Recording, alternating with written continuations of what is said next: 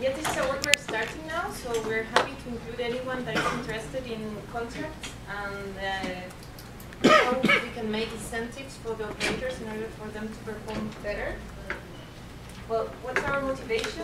We know that the relationship between the privates and the operator and the public body is not easy. We have a conflicting goal. For one hand, the public body should wish to achieve social goals, whereas the private operator maximizes profits. So those two goals might be in conflict. And as in the Threadbot series has been discussed, a contract is a means to establish rules of this relationship, and it must reflect the needs of both parties and secure their convergence. Because if they have conflicting goals but they have to work together, it's important to put the adequate incentives for them to do it properly. Also, we have asymmetrous information. The agent knows much more than the principal. Here, the principal is the public body. Often there is a high rotation between the people in the public body, whereas in the industry, the operators have all the information about their costs, about passengers, and it's not very transparent in every context. So it is an asymmetry. So we need efficient regulatory schemes. And the context where the BRT or the public transportation system is implemented is relevant. Things that might function in Europe or in developed countries are not the same in the developed world. And cities, even in the developing world, work differently. So when we speak about a contract, things that work somewhere might not work in other places. For all these, we know that the partnership success is not assured. So the contract is important in order to establish a probability of success. What are our objectives? On the one hand, we are looking for a contract that can induce operators to innovate and improve service quality. And on the other hand, something that has been come through with Felipe Delgado too, is to not only focus on the government-operator relationship, which is a hard one, but also include the operator-driver relationship. There's very little literature review, as far as we have found, and it's a complex relationship too. In Santiago, for example, before Transantiago, the bus driver income was directly related to the number of passengers he serviced, and that implied a lot of buses going very fast in order to capture a fight in the streets. Whereas now, where his contract with the Transantiago or with the operator in Transantiago has nothing to do with the passengers he services, he doesn't care about if the passenger pay or not. The evasion is a huge thing. It's hard to implement because also the driver has no incentives. So it's not easy to this relationship also.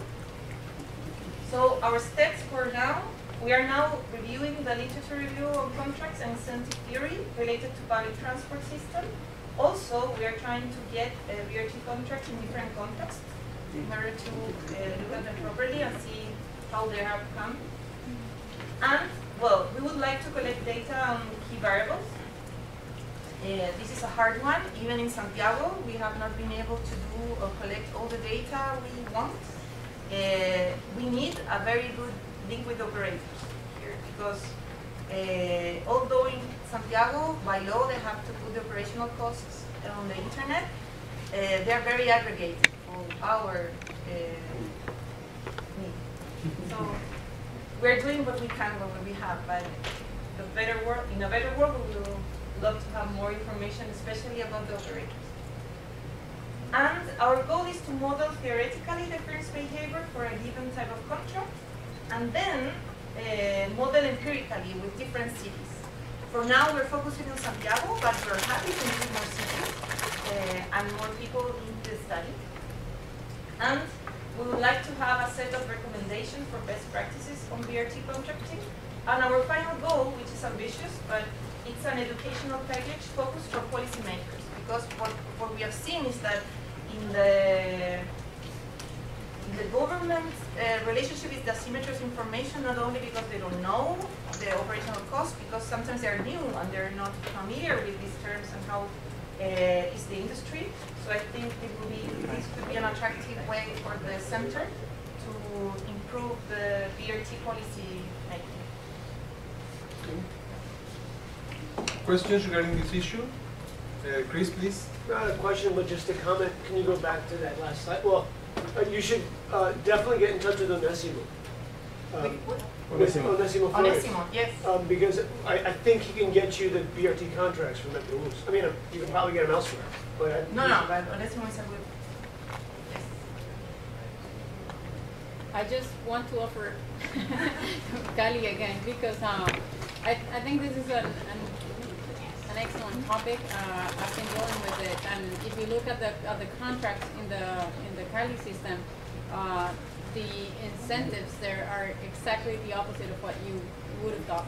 And we're starting to go through a review of the contracts and finally to end up in a renegotiation to introduce even something that you have there, which are drivers' incentives and their relationship with the operators.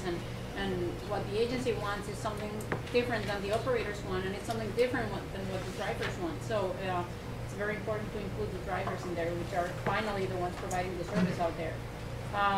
But if you want to include Cali as a case study, and if you want information on it, I'm very delighted to give you all that information and work with you.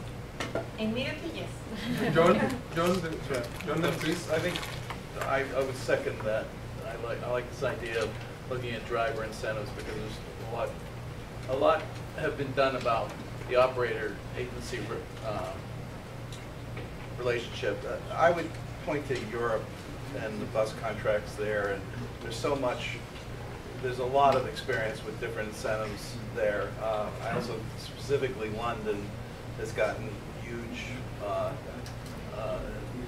impacts from changing the way they do their contracting, and so I think you can learn a lot from those, and we can help a little bit. I think getting more information for that.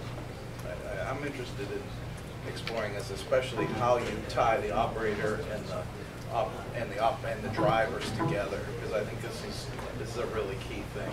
Okay, fine. Chris, Lucho. one other point. Paulo, Custodio, and Wagner just left. But I was talking before they left. I think Sao Paulo could be really interesting to look at as well. Now here as kind of like started an exploratory case for how our research became relevant, because the 9 concessions for the city, at least for the big operators, are being renewed this year. Maybe the timing is wrong, but it would be interesting to examine the degree to which there might be some cooperation. Lucho? Yeah, only maybe you know that the Center of Excellence in Brazil and CBRT are working together, Yes.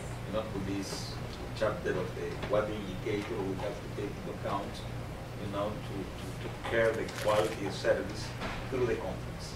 Not looking at, what is the better relationship between public agencies and operators, including all the factors that is part of the operational staff. Okay? Last, Rosario? No, I'm sorry, who was it? Brendan? Yeah, I think you've two situations. One is where you're contracting between reasonably competent and experienced parties, and that's a lot of what's happening here. There's a vast amount of the world's busing, and indeed other transit modes, is being operated under contract right now. And that includes very complex situations, very advanced busing, whole city networks, and so forth. And I would say respectfully, there is absolutely no need to reinvent the wheel. And I think the focus may well be on what is different, if anything, about a BRT contract compared to a contract for something that's not BRT. When we looked at the BHLS in Europe, as I've explained last year, nothing was different in the contracts for the BHLS compared to the rest of the bus services in those cities. That may not be the case in other countries. But first of all, take a look at what's already there and ask yourself, what should be different in a BRT contract compared to a good quality bus? And I'd say that's where the focus should be. The second is where it's not between mature and existing parties. And this is what's typical in the developing world.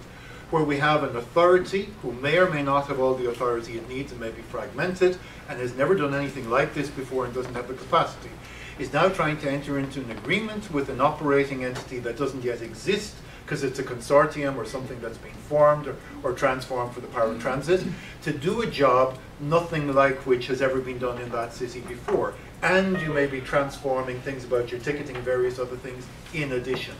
And somehow or other, you're trying to come up with a contractual agreement with the party that you've already said, I'm going to give you these rights because you used to run the power transit before, and nobody really knows how to price it. You're going to have to buy the buses, so I've got to insulate you against risk, and I've got to cajole you into the system. So we can hardly be surprised if the resulting contract has asymmetry in it, because actually it's a funny asymmetry where nobody knows what needs to be known, and that it won't come up with a good price or quality, because you're asking people to move from one situation into a totally new one. So I think we have two situations. One is how can we deal with mature bus contracts appropriate for BRT. The other is how can we bring people from a former situation into a new situation with which they don't have the experience, into something that is fit for a purpose for a period of time, which would then migrate into a better contract over time. Sorry, you've taken a bit longer than I meant to suggest. Yes, so very quickly, it's very much in line with what Brendan is saying. There is a lot of research, and I have already referred this to Tricia, that we can use that was done for other parts of the world, in particular for Eurocom contracts, and that we can use it here as input. And then eventually, on this, I'm a bit more constructive than what Brendan transmitted. I think that there are still things that we can add and develop, which are more focused for the BRT situation, and in particular for the integration of BRT in the mobility system. And I think this is the plus that can be given here.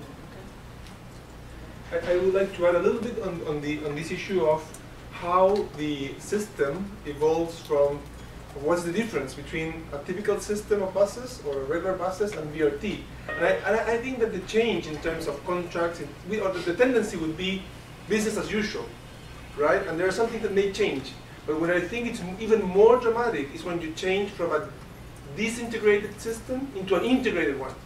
When you're thinking of an integrated system, worldwide, I think what people are doing is, what can I do with this, the same set of lines, the same set of buses, the same set of things? It's just about integration, and I think that the agencies worldwide are failing in understanding that this idea of integration opens you a world of alternatives, of exploring how to design and operate and control your system differently, taking advantage of integration. I think there's several opportunities. I mean, we tend to use the same buses, the same services, just with an integrated service. And when you allow people to integrate, people will travel differently. And I think there's several opportunities that need to be addressed that could also be included in some way in the incentives for operators and for drivers. Let's move to the next talk, and it's going to be Anson. Anson, are you ready? Thank you.